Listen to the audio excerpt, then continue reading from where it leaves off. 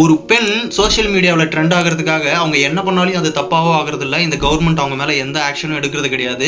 TTF Vasan phone பேசிக்கிட்டு போனதுக்காகவும் டிரைவிங்கில் video எடுத்ததுக்காகவே அவர் arrest பண்ண இந்த கவர்மெண்ட்டு ஒரு பெண் அவங்களோட மார்பகத்தை அழுத்தி காட்டி ஒரு வீடியோ போடுறதோ சோஷியல் மீடியாவில் இல்லை அவங்களோட பின்பக்கத்தை தட்டி காட்டி அதை எடுத்து வீடியோ போடுறது, இதை ஏன் எந்த கவர்மெண்ட்டுமே தட்டி கேட்க மாட்டேங்குது.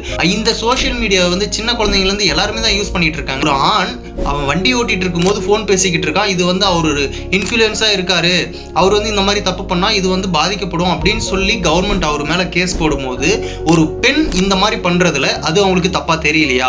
அந்த மாதிரி ஆபாசமாக பாலியல் ரீதியாக ஒரு வீடியோவை எடுத்து அவங்க சோஷியல் மீடியாவில் போட்டு இன்ஃப்ளூயன்ஸ் ஆகி அவங்க இப்போ 4 இடத்துக்கு சீஃப் கெஸ்ட்டாக போய்கிட்டு இருக்காங்க.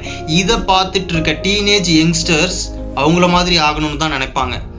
ஏன் இவங்க மேலே இந்த கவர்மெண்ட் அவங்க எந்த ஆக்ஷனுமே எடுக்கலை?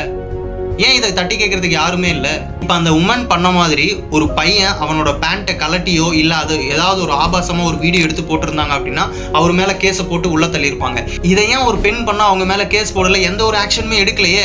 ஏன் இந்த இடத்துல பெண்களுக்கும் ஆண்களுக்கும் சமத்துவம்ன்றது மறுக்கப்படுது?